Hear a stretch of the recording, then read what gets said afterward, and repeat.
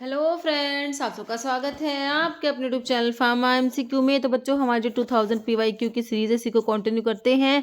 तो इसमें जो है बच्चों, पर सब्जेक्ट मैं 50 क्वेश्चंस लेके आती हूँ। 50 पीवाईक्यू जो आपके रिसेंटली एग्जामिनेशन कंडक्ट हुए उसमें एग्जाम में क्वेश्चन बने हैं, है ना। तो अभी आज का टॉपिक जो है फार्मास्यूटिकल केमिस्ट्री के ही नेक्स्ट 50 क्वेश्चन हम कवर करेंगे। फार्मास्यूटिकल केमिस्ट्री के जो है इस सीरीज में हम लोगों ने कितने क्वेश्चंस कर लिए? 150, है ना। हाँ, तो नेक्स्ट 50 क्वेश्चंस है फार्मास्यूटिकल केमिस्ट्री की। तो बच्चों, काफ़ी इंपॉर्टेंट सीरीज आप लोगों के लिए है। जितने भी अपकमिंग गवर्नमेंट फार्मासिस्ट के एग्जाम्स होने हैं, चाहे वो स्टेट का है, सेंट्रल लेवल का फार्मासिस्ट का एग्जाम है बच्चों, है ना, सभी के लिए हमारे क्वेश्चंस इंपॉर्टेंट रहते हैं। और बाकी अभी फार्मा एमसीक्यू ऐप भी अवेलेबल है, जिसे आप प्ले स्टोर से डाउनलोड कर सकते हो। बाकी वीडियो को डिस्क्रिप्शन बॉक्स में ऐप की लिंक है बच्चों के, जहाँ पर टेस्ट सीरीज और क्रैश कोर्स प्रोवाइड कराए गए हैं।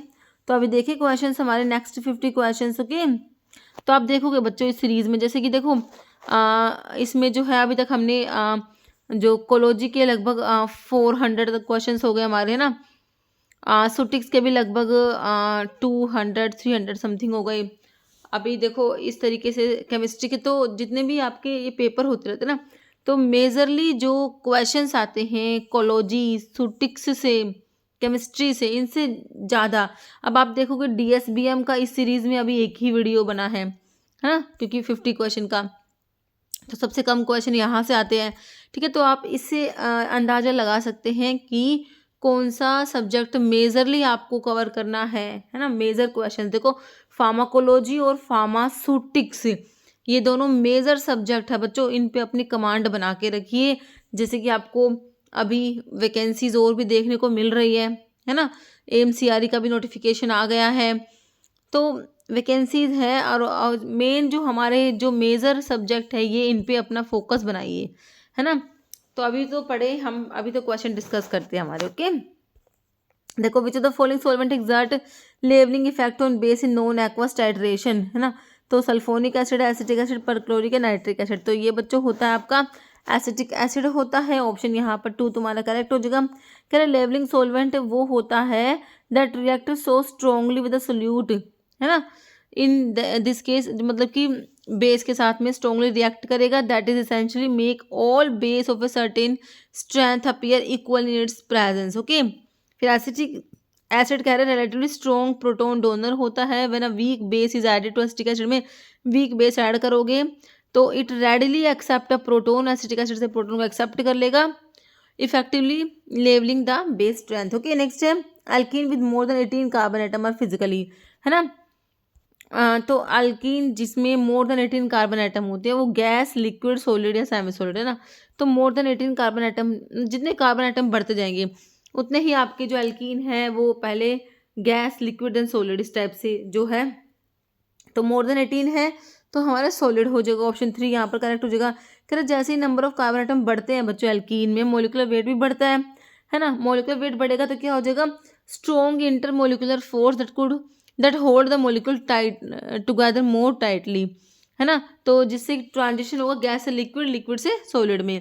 एल्कीन विद 18 और मोर कार्बन एटम, इनमें क्या होता है? Large number of carbon atom हो गए, तो इसकी वजह से क्या होता है? सॉलिड होता है रूम टेम्परेचर पर। कह रहे following is not commonly used as buffer in pharmaceutical preparations. Buffer क्या होते हैं बच्चों? तो या तो वीक एसिड होते हैं या वीक बेस होते हैं। The salt of this weak acid and weak base with the straw, देखो जैसे कि वीक मतलब एसिडिक बफर है तो क्या है? वीक एसिड होगा। And salt of this weak acid with the strong base, है ना। जैसे कि मैंने आपको CH3COOH और CH3CON ये वाला एग्जाम्पल बताती हूँ, है ना। तो ये तो वीक एसिड हो गया एंड सोल्ट हो गया दिस, इस वीक एसिड का विद स्ट्रॉन्ग बेस NOH के साथ में, है ना। तो ये एसिड ऐसे बेसिक बफर होते हैं, तो या तो वीक एसिड होंगे। तो देखो सल्फ्यूरिक एसिड तो आपका स्ट्रॉन्ग एसिड हो गया बच्चों, H2SO4, तो ये तो नहीं होगा। तो आपका नोट में तो ऑप्शन 1 ही आ गया। बाकी lactic acid, tartaric acid, sodium bicarbonate हो जाएगा करेक्ट। यहाँ पर ऑप्शन 1 करेक्ट है। Okay, generally polar molecule contain dash. तो पोलर मोलिक्यूल में क्या होता है बच्चों? फ्री रेडिकल, कार्बोनाइन, डायपोल या कार्बोकैटायन। तो पोलर मोलिक्यूल जो होते हैं उनमें डायपोल प्रेजेंट होते हैं। ओके, कह रहे और फ्री रेडिकल की डेफिनेशन जो तुमसे रेलवे में पूछी गई थी अभी, रेलवे का जो रिसेंटली पेपर होता है उसमें एक क्वेश्चन में सिंपल फ्री रेडिकल के ऊपर था, जिसमें आपको उसकी डेफिनेशन पता होनी थी। तो फ्री रेडिकल क्या होता है? ऐसे एटम मोलिकुलर साइंस जिनमें क्या होते हैं? At least one unpaired valence electron होता है, उसे फ्री रेडिकल्स बोलते हो, है ना। हाई एनर्जी बॉन्ड को रिप्रेजेंट करेंगे कौन से सिंबल से, तो सिंपली तुम्हारा इसका सिंबल क्या होता है थोड़ा सा पता होना चाहिए यहाँ पर इस क्वेश्चन के लिए, तो ये आपका होता है ये वाला, है ना, high energy bond. The dash in concentration of buffer component की concentration result in buffer capacity, जितनी ज़्यादा बफर कंपोनेंट की कंसंट्रेशन होगी उतनी ही ज़्यादा बफर कैपेसिटी होगी।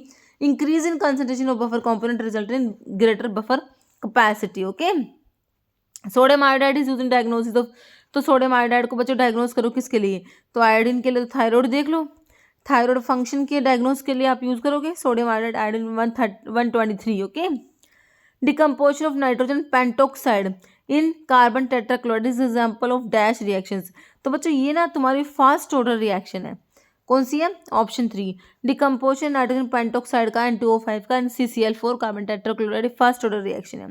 हैलोजिनेशन ऑफ एल्केन्स की बात हो रही है, एग्जाम्पल ऑफ इस टाइप ऑफ रिएक्शन, कौन सी टाइप की रिएक्शंस होती है, हैलोजिनेशन होता है जो एल्केन्स का, एलिमिनेशन हो रहा है भाई, न्यूक्लियोफिलिक सब्स्टिट्यूशन हो रहा है, रेडिकल सब्स्टिट्यूशन, इलेक्ट्रोफिलिक सब्स्टिट्यूशन, तो ये इसमें क्या होता है, सब्स्टिट्यूशन होता है, लेकिन कौन सा रेडिकल होता है, रेडिकल सब्स्टिट्यूशन होता है। क्या halogenation reactions involve the replacement of hydrogen atom, देखो एल्केन जो है जैसे कि हमारा तुम लगा लो, मान ले CH3 CH2 CH3 लगा लो, है ना, आपका प्रोपेन हो गया, तो एल्केन का जो हाइड्रोजन एटम होता है बच्चों वो रिप्लेस हो जाएगा हैलोजन से, लाइक क्लोरीन या bromine through a process that utilise free radical. Okay, तो रेडिकल सब्स्टिट्यूशन हो जाएगी। What cause polarity in covalent bond में, पोलैरिटी कौन कोज कराता है, डिफरेंस एटॉमिक साइज के डिफरेंस की वजह से, इलेक्ट्रोनेगेटिविटी का डिफरेंस, मेटल आयन की प्रेजेंस या इक्वल शेयरिंग ऑफ इलेक्ट्रॉन, तो इलेक्ट्रोनेगेटिविटी में डिफरेंस होता है उसकी वजह से ही पोलैरिटी होती है बच्चों, ऑप्शन 2 हो जाएगा।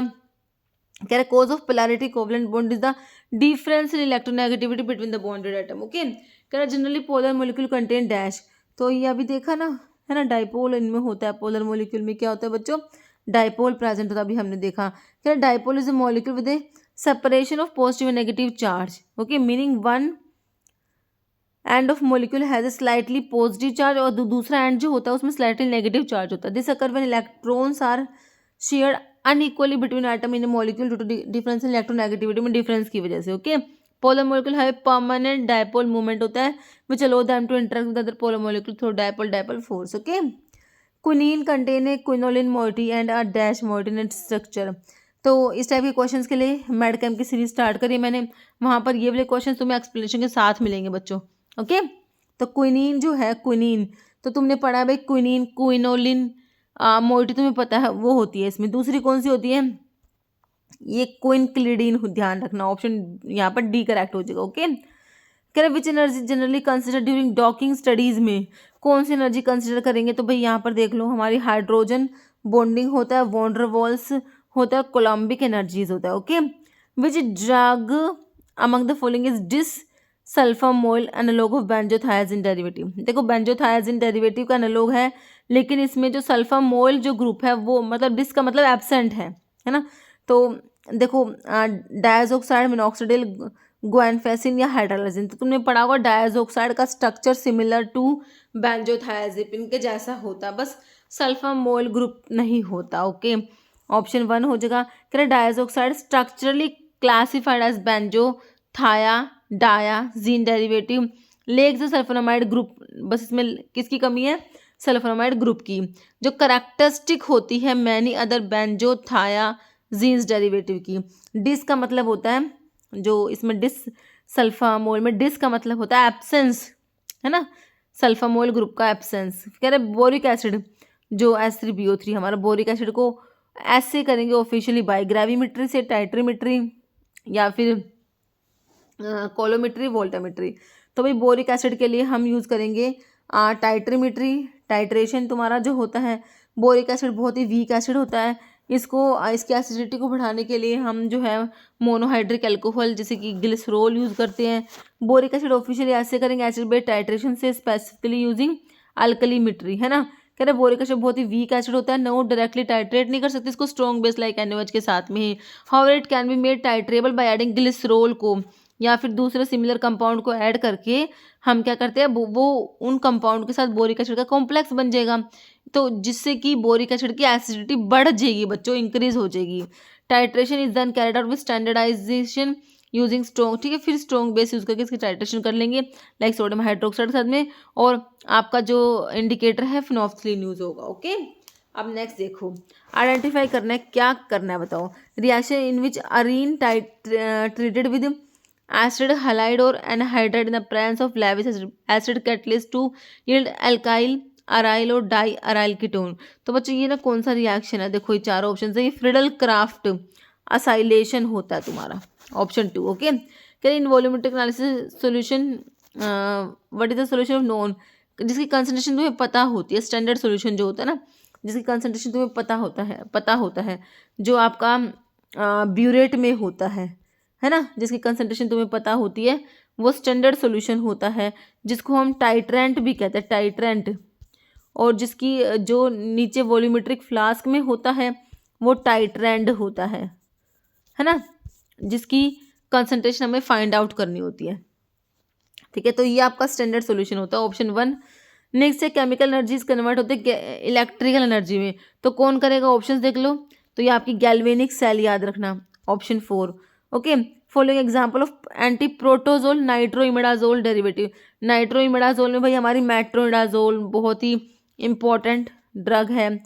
Following heterocyclic compound example of fused ring है, देखो थायाजिन में एक ही रिंग है, ऑक्साजोल में भी एक ही है, पायरिडिन में भी।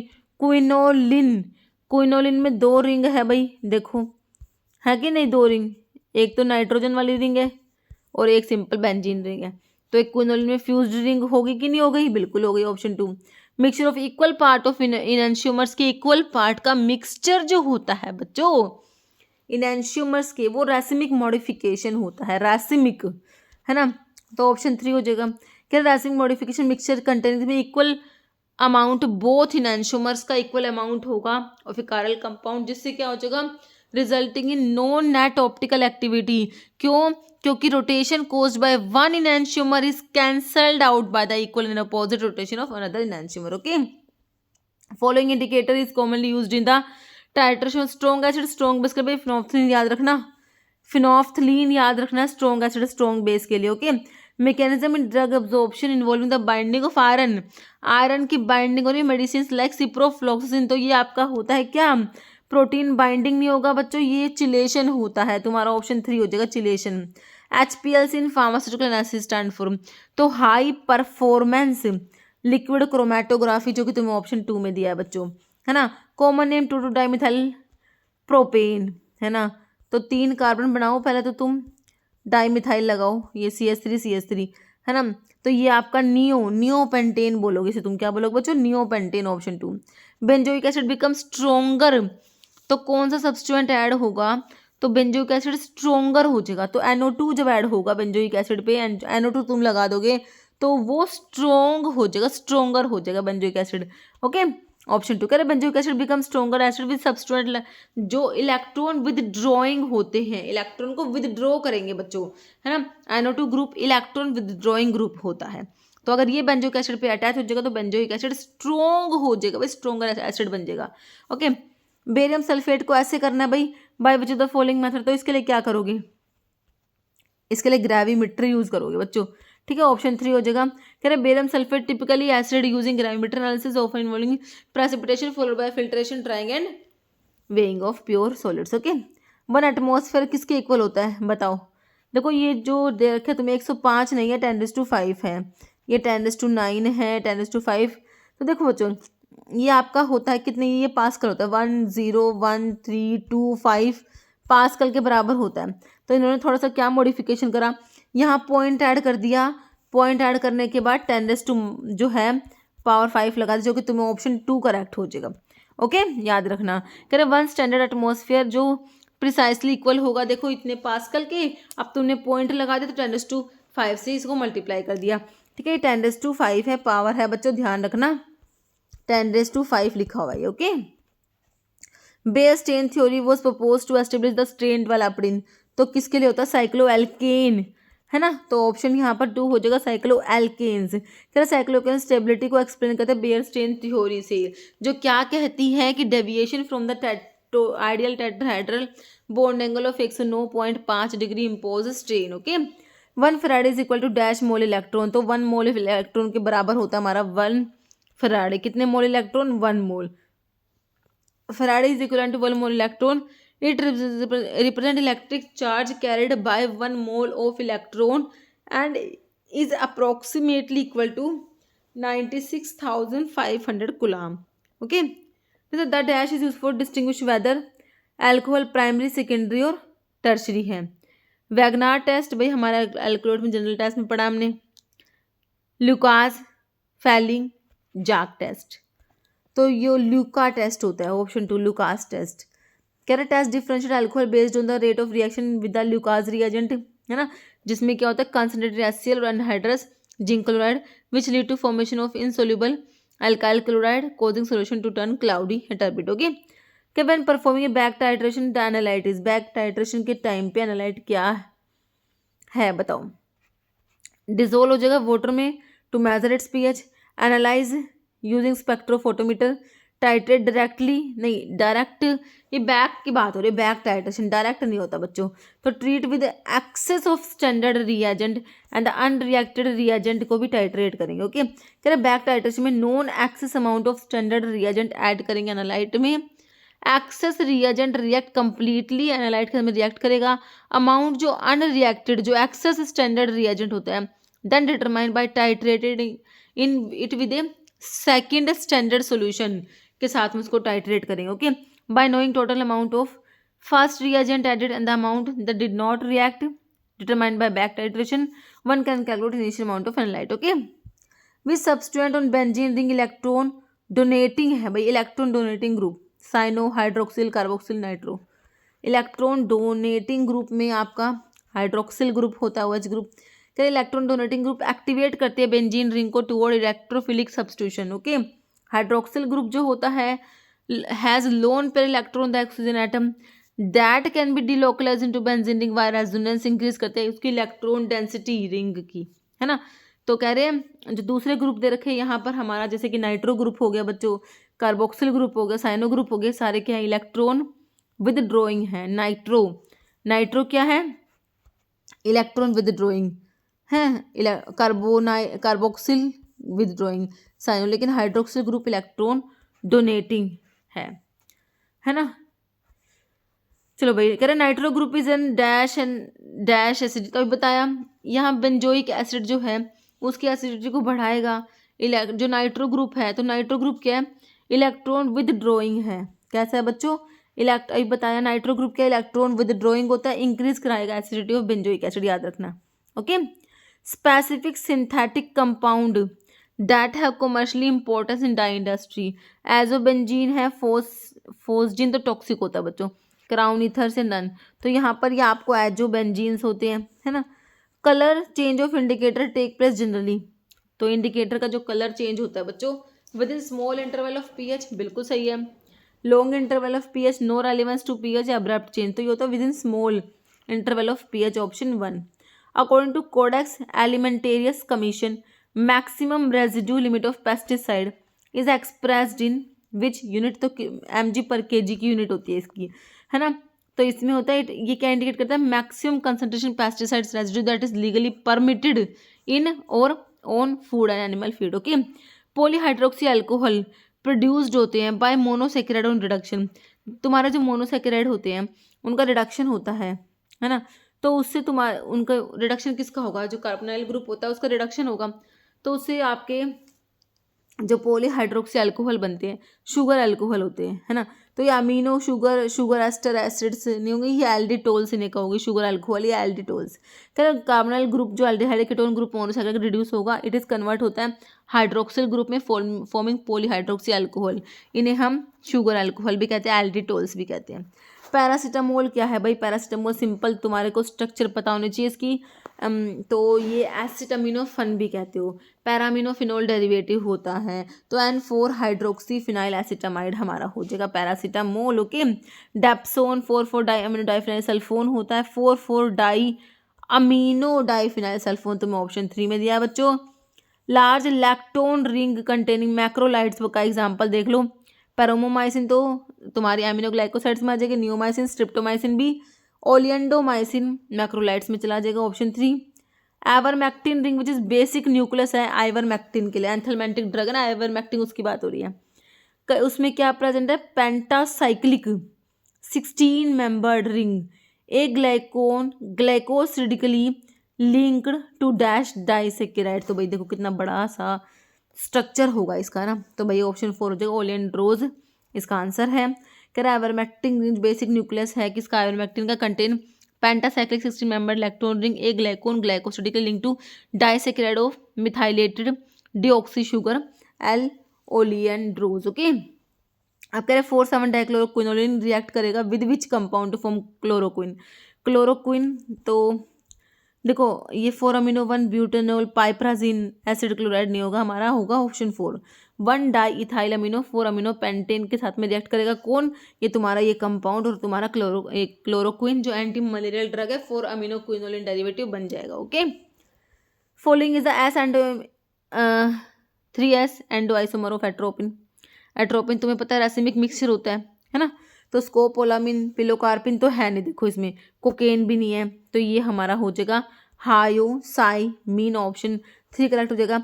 एट्रोपिन रैसिमिक मिक्सचर है DNL हायोसाइमिन का, it is L हायोसाइमिन isomer 3s एंडोआइसोमर जो फार्माकोलॉजिकली एक्टिव होता है। ओके, एंटी हाइपरटेंसिव जो है कौन सा, rescinnamine is dash acid of 3,4,5 tri methoxycinnamic acid, तो ये मिथाइल रिजर्पेट एस्टर होता है, मिथाइल रिजर्पेट होता है, क्या होगा ऑप्शन 1 मिथाइल रिजर्पेट। कह structure is defined as 3,4,5 tri methoxycinnamic acid ester of methyl reserpate. Okay, term refuse, refuse जो होता है बच्चों सॉलिड वेस्ट जो होता है ना, तो मटेरियल जो फार्मिंग में यूज़ करते हैं, सीवेज वाटर तो लिक्विड में आ गया, इंडस्ट्रियल रॉ मटेरियल, तो यहाँ पर डिस्कार्डेड सॉलिड वेस्ट मटेरियल को रिफ्यूज करोगे। ओके, टर्बिडिटी जो होते हैं waste water is produced by the presence of, तो कोलोइडल मेटल्स जो होते हैं ना उनकी वजह से, भाई chloride free acid chromium salt से सब तो डिजोल्व होते हैं, इनकी वजह से नहीं होते, लेकिन जो कोलोइडल मेटल्स की वजह से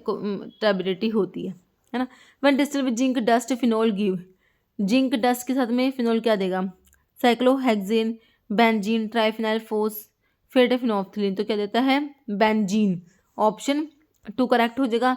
can when distil with zinc dust phenol undergo reduction to produce benzene, zinc metal produce the hydroxyl group 2 hydrogen with zinc oxide being produce as by, इसमें जो है बाय प्रोडक्ट आपका जिंक ऑक्साइड बन जाएगा। ठीक है, तो डिस्टिल करेंगे जिंक डस्ट फिनोल जो है, ठीक है क्या देगा, बेंजीन बन जाएगा प्लस जेडानो बन जाएगा। ओके, साइक्लोप्रोपेन रिएक्ट करेगा HBr to give which the following, cyclopropane react कर रहा है HBr के साथ में, तो 1 पे ब्रोमोप्रोपेन बनेगा, 1 bromopropane. Okay, compound butylated hydroxy anisole BH एक होता है ब्यूटाइलेटेड हाइड्रोक्सी टोल्यून होता है, BHA ब्यूटाइलेटेड हाइड्रोक्सी एनिसोल होता है, is use in liquid dose form, तो ये एंटीऑक्सीडेंट बच्चों, preservative stabilising agent chelating agent ये हमारे एंटीऑक्सीडेंट होते हैं। ओके, तो ऑप्शन 4 हो जाएगा। इतने क्वेश्चन थे बच्चों आज की वीडियो में, मिलते हैं आप लोगों से नेक्स्ट वीडियो में। Okay, thank you very much.